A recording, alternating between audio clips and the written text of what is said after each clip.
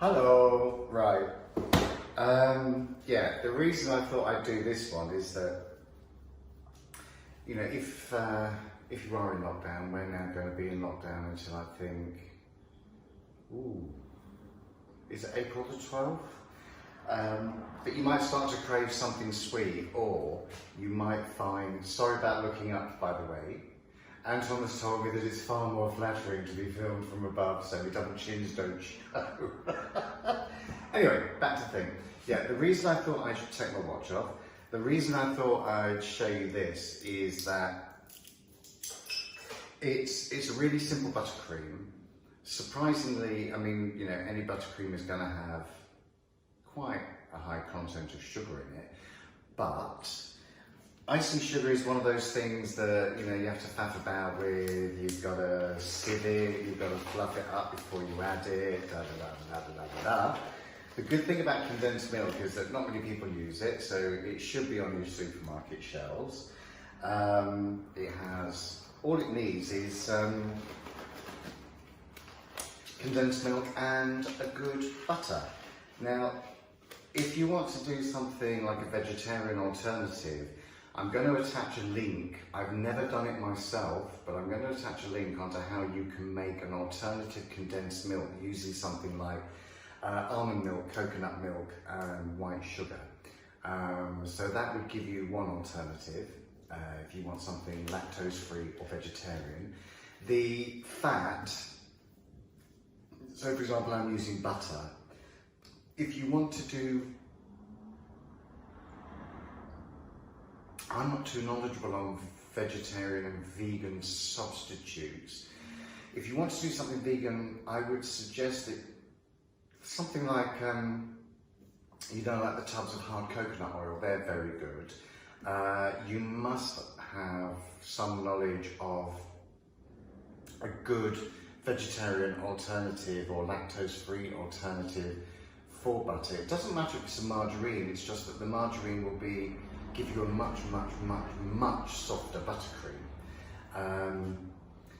So just bear that in mind. The good thing about the coconut is that it does actually, when it's chilled, go very, very firm, and it will give you a much better texture for piping. Anyway, can you put some comments underneath as to what you might suggest as an alternative? Today, I've got butter, 250 grams of butter. I hope this works, we'll soon see, because I normally make 3 or 4 kilos. So what I would use is where's my tin? Yeah. I would normally use 3 packets of butter, which is 750 grams, to every kilo of condensed milk. I put the condensed milk in here because I've only got, you know, huge catering. But in here, I've got 350 grams of condensed milk. Yeah, one thing that's really handy is that if you don't have a measuring jug, you can weigh your liquids. That's what I tend to do. We always work in percentages, or we weigh everything, including water, milk, whatever. So roughly, it's pretty close. If you need 300 grams of liquid of milk, you would then,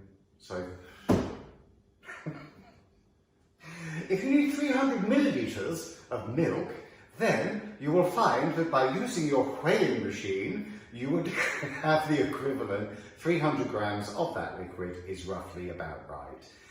Whenever something asks for an egg and says like 1 egg, 2 eggs, 3 eggs, whatever, if you're like me and you use liquid eggs, I always assume that 1 egg is roughly 60 grams in weight. So that does help. This doesn't use eggs, mind you. So I've got butter and I've got condensed milk. That's going to give you your instant basic buttercream. So let's start with that first. It's pretty simple. Now, unfortunately, this is something that you would find really hard to do by hand to get it fluffy enough. If you have one of these machines, then the perfect one to use is this. I'm going to hope it works simply because Using 250 grams of butter is actually quite small, but you can always double it up, triple it up, and then you can split them into three. You can have vanilla, you could have peanut butter, you could have chocolate. Anyway, so tap your whisk like so. What I call the paddle is far better than a balloon whisk, simply because the balloon whisk has a tendency to start separating the liquid, and that's when your buttercream can split. So we'll see if this works. First of all, break up the butter into the bowl.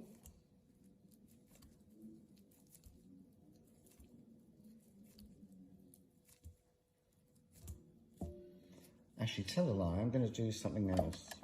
I'm going to use the whisk first, because the balloon whisk will get your butter very, very light and fluffy.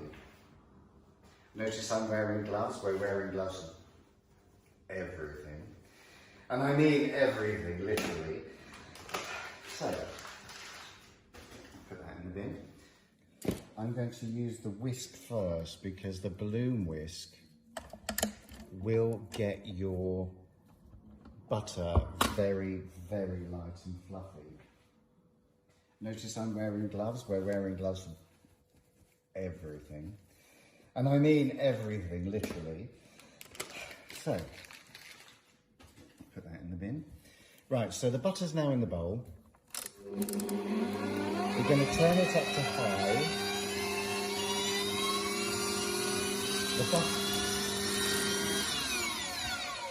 The butter is soft and at room temperature. If you're taking butter straight from the fridge, you could give it put it in the microwave in 15-second burst. The thing is, you want it soft, but it mustn't start to melt in the center, otherwise it will eventually split.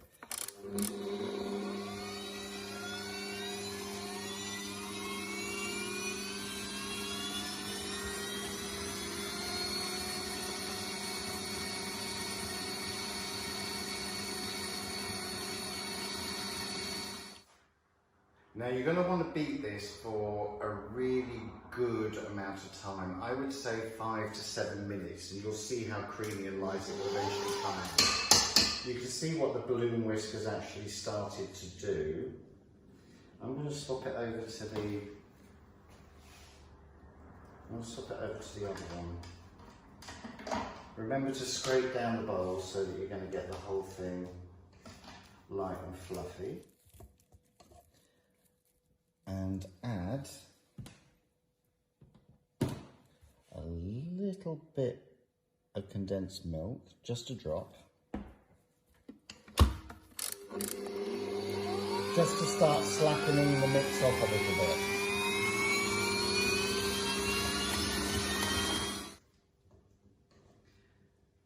And add a little bit of condensed milk, just a drop, just to start slackening the mix off a little bit. Once the butter has started to get fluffy, this is where you would start to add your condensed milk.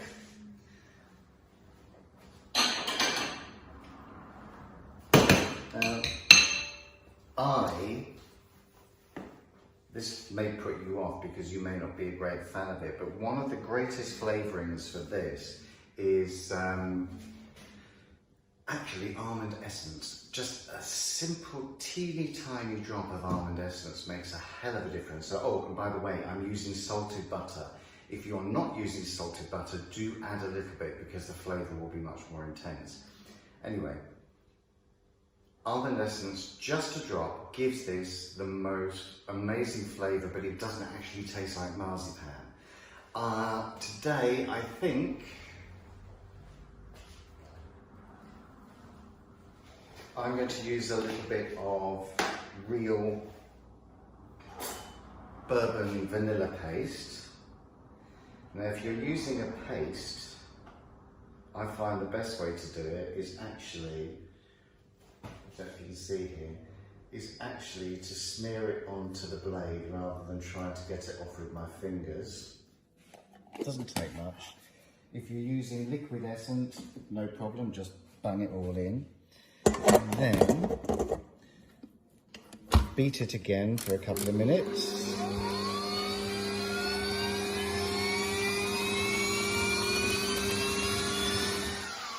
If it was me, I would go longer than I'm doing on this video. And now with the rest of your condensed milk, most of these recipes ask you to use ice cold condensed milk. It does work really well and it does firm up beautifully, but today and here I prefer to use room temperature. It doesn't work, but if you have condensed milk direct from the fridge, you do have less chance of it splitting. Anyway, what you're going to do is you are going to slowly, I'm just making a little spout, you are going to slowly add condensed milk to the whipped butter as it's running on full speed. The slower you add it and the more often you scrape down the bowl between each addition of condensed milk, the better of a result you're going to get.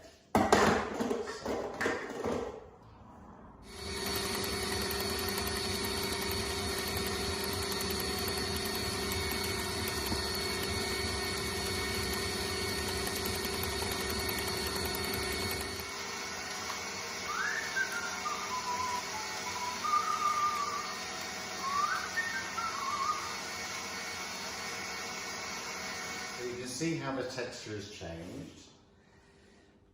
It's all a bit of experimentation, this, because as I say, I'm so used to doing 3 to 4 kilo quantities at a time. But what I'm going to do now, just for fun, is put the balloon whisk back in, scrape it down. It's a bit odd here because actually it's quite chilly today. It's been raining buckets.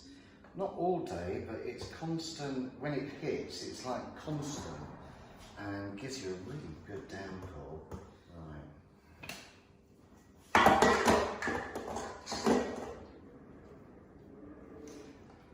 Now let's give it a good 5-minute whisk. So I've got the iPad here so I can see what I'm actually doing.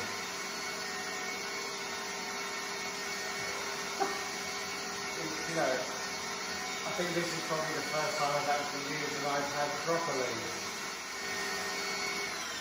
Oh, it's Esther again. Every time I do a video, Esther pulls upside and says hello. Oh my God, she's an angel. She just pulled up outside to drop off a jar of, let's see if I can show you, almagrotti. Antoine's absolute favourite. It's a cheese spread. To be honest, I don't know if it's, I don't know what sort of cheese it is. It just says full fat mature cheese. But God, it's fantastic, very strong. Anyway, right, so your buttercream, beat it for a good 5 minutes. It will get fluffier. The thing about this buttercream is that it's really good for decorating cupcakes, or it's really good for sticking to an actual cake that you've made and for actually putting it together. It's not quite as light and fluffy as you'd expect most buttercreams to be, but it is really good and the flavour is amazing. The one thing I would be careful of is a lot of people ask me about the cream cheese to make for the carrot cakes. The difficulty with cream cheese is that the majority of cream cheese you buy is very, very wet. And if you add cream cheese, it just turns into a bit of a liquid. Impossible to pipe, you might as well drink it through a straw. Only add cream cheese for the carrot cake recipe if there's lots of people who have different ticks and tacks and that sort of thing. If you can get a very good quality, relatively dry, crumbly cream cheese, it is possible to get. But if you do that for this recipe, I would then add 60 grams of that. But do make sure it's a good, quite dry cream cheese. And the other thing that would be important would that before you piped it, you would have to chill it because cream cheese just slackens the whole recipe right off. Anyway, so let's have a look. So that is your vanilla fudge cream cheese. Sorry, that is your vanilla fudge buttercream. Not particularly, not an exciting recipe, but believe me, if you're stuck at home and you're going out to do your shopping and the only thing you can get hold of is like a really basic, I don't know what you get in England, but here it's things like magdalenas, which are just a simple vanilla sponge in a little paper wrapper, and you can stuff those down all day in front of the TV. But this is a really good way of decorating it to make it different and to make it a little bit more special. The vanilla, this one is really good. If you can't get any really good biscuits, buy something like Digested, buy something like Rich Tea, spread them on one, put some strawberry jam, sandwich together, chill them for 10 minutes, then you've got really good vanilla strawberry sandwich cookies. Now, the other things you can flavour with, I've used vanilla as an essence. If you want to keep it plain, I really would recommend almond essence because that does make a difference, but just a drop. Now you've reached this stage, you then have a number of different options. We have something called dulce de leche, which is a caramelized condensed milk. You could make it with that, the same amount of proportions as your condensed milk. You could make it with that and you'll have a really nice but quite sweet buttercream. Should we call it buttercream or should we call it frosting? Let's call it frosting, why not? You have a really nice caramel flavoured frosting, but into that I would actually grind quite a healthy slug of coarse sea salt because that will temper it and make it taste absolutely delicious. The other thing you can do, make it to this stage with your normal recipe that I've shown you now and add 2 or 3 tablespoons or more to taste of either crunchy or smooth peanut butter, carry on whipping it, and then you'll have a really good peanut butter frosting, which is really good on chocolate biscuits, and also just tweak the spoon out the fridge. However, I'm gonna do my favourite one, which is the dark chocolate. Good thing about this is that this one, if you get the dark chocolate, I can't even open the bloody, if you get a really good quality dark chocolate, I mean, for example, this one is lactose free. It has cocoa paste, sugar, cocoa butter. It has sunflower, lecithin, and just a little bit of vanilla. This one is 55% dark chocolate, which is fine. Now what you're going to want to do with this, and here I've got pure dark, 100% cocoa powder. I've tried it with things like Nesquik, I've tried it with things like Cadbury drinking chocolate, and it just doesn't do the same hit.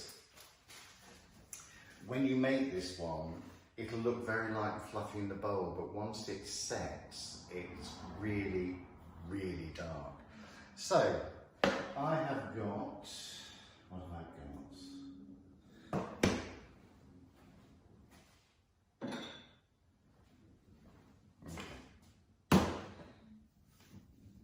Just got a glass. Break the chocolate up.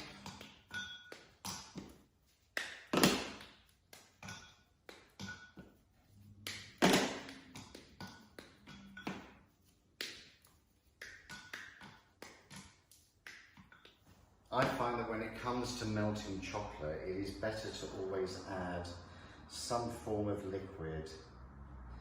So I'm going to use a bit extra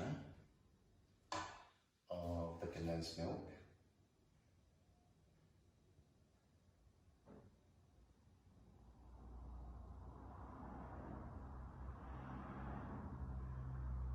A little bit of extra liquid just helps it melt better. Let me get myself a spoon. Let's get a spoon to get those last bits out.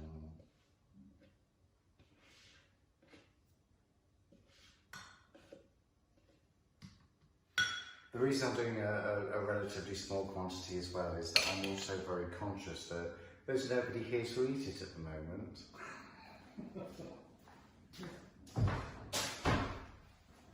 So waste not, want not.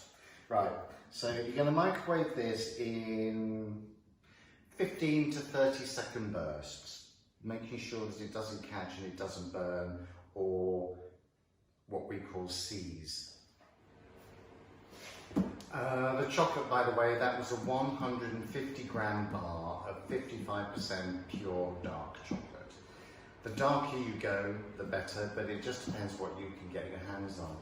For kids, you could use milk chocolate, but always make sure you save a little condensed milk to slacken it off a little bit while you're heating it.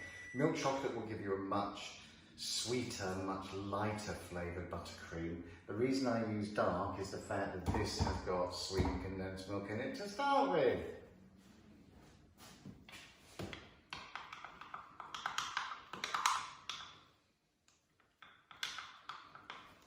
Now, your dark chocolate melted will have become more of a paste. You don't want it runny, you just want a paste. And also bear in mind that because this is warm, it is going to make your buttercream possibly very runny. However, it will firm up in the fridge and we're going to add some cocoa powder to it afterwards anyway. So, add it in a little bit at a time. Scrape it down. Now, you know, if you wanted to be experimental, you can. You could even do things like, be careful of how much you put in so it doesn't split, but you could add Baileys, you could add whiskey, you could add brandy.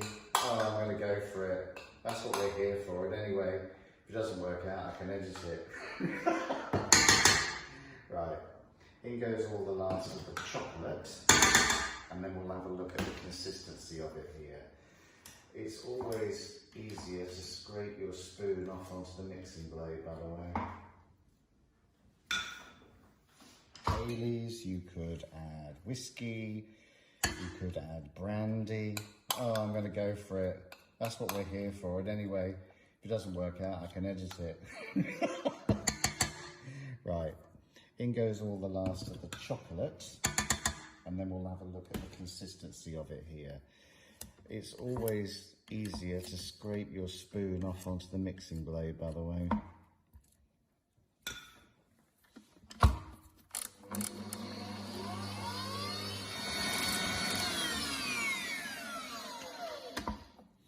Now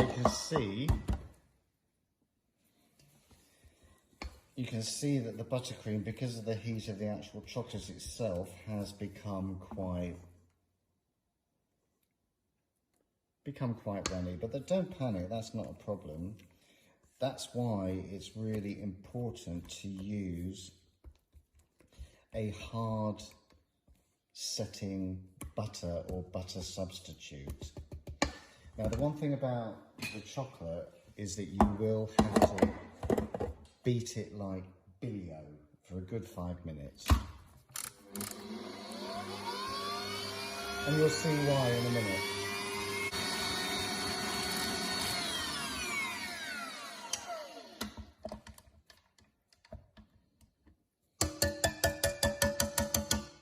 Okay.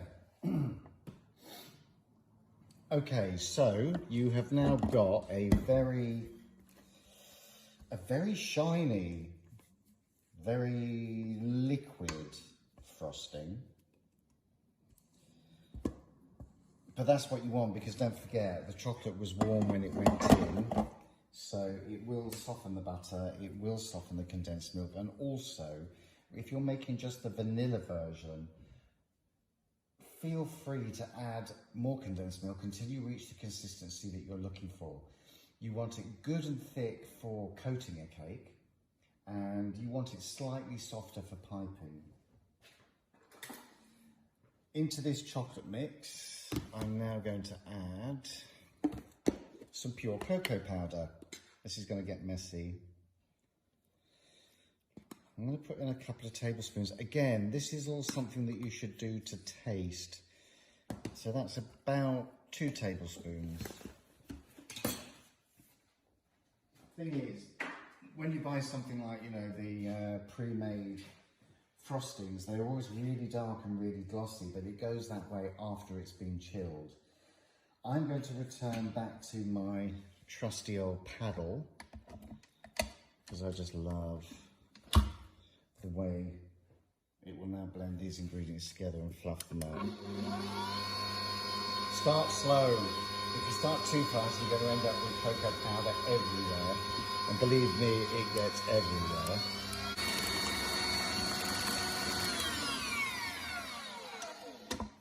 I'm going to add another tablespoon. One danger is that when it looks, oh, wrong one, that's a fresh one. When it looks runny, the temptation is to keep putting more and more dry ingredients in, but don't, because it will all firm up. Another healthy tablespoon.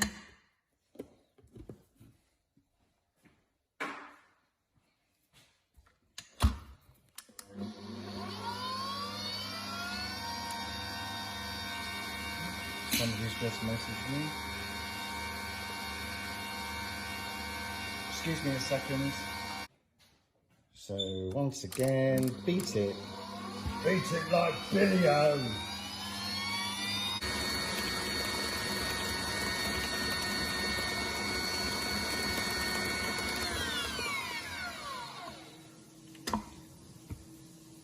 And there you have, as you can see, you've got a really nice texture. It's starting to firm up already because of the addition of cocoa powder.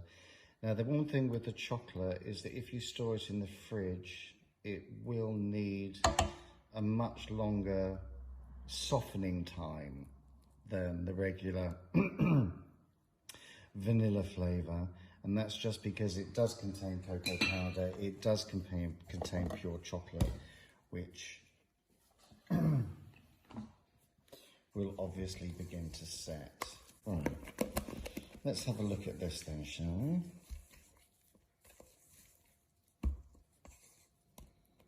I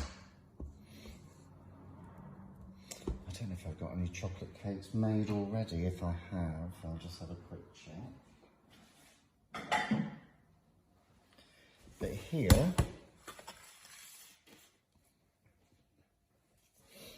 is your chocolate frosting. Just got enough firmness at the moment to hold together. It's better to better to let it set before you attempt to pipe anything with it. But this is the great consistency for spreading on brownies, regular cake. It's actually, it's actually quite nice by the spoonful. Let's just try it.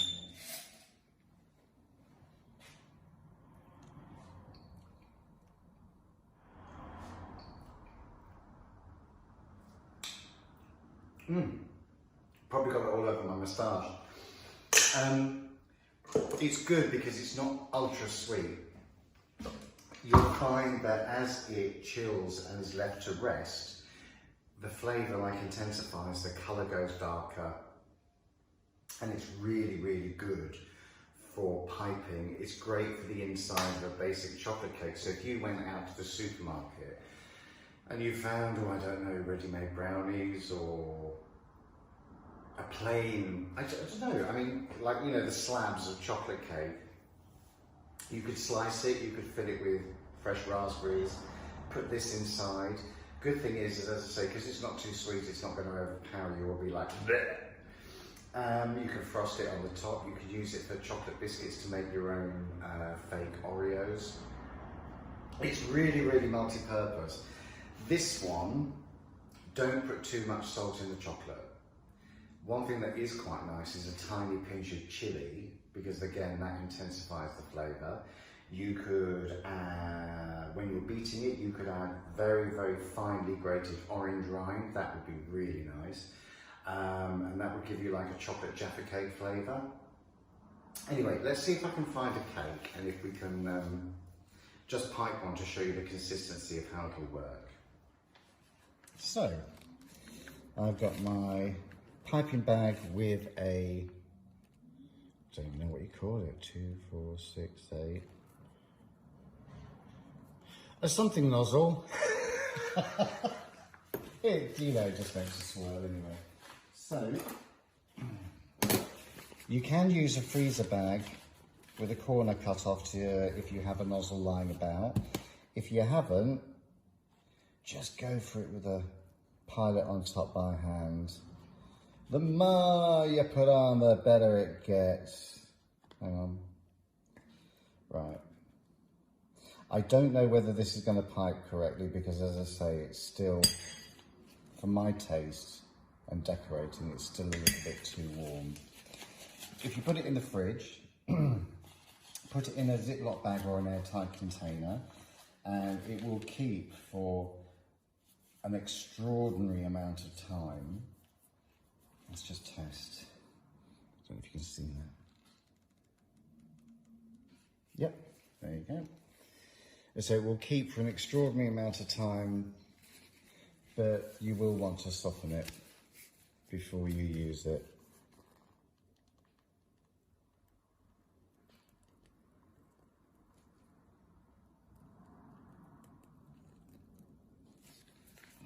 And there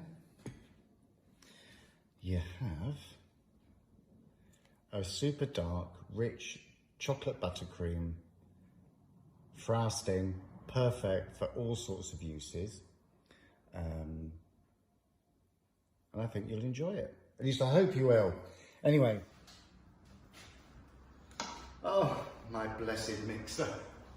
I'm going to clean up. That's for Anton and for me to have for us tea a little bit later. Have a lovely day. Thank you for watching. I hope you enjoy these, and I'd like to say thank you for letting me do them, because it gives a high point to the day, to be quite honest. It's nice to have something to focus on.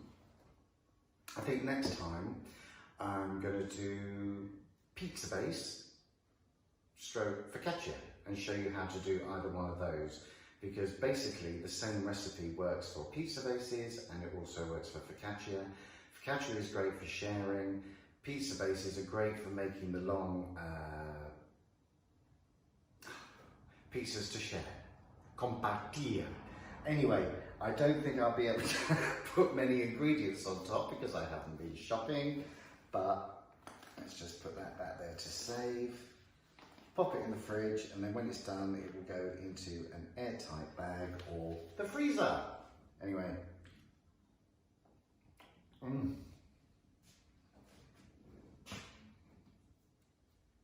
You know, it's only when you can't just run out and buy it that you appreciate just how much chocolate lightens the soul. I'm not a great chocolate eater myself, probably because I work with it all day, every day. But I haven't worked with it for about 8-9 days and I'm dying, I'm gagging. Have a nice day, guys. Bye.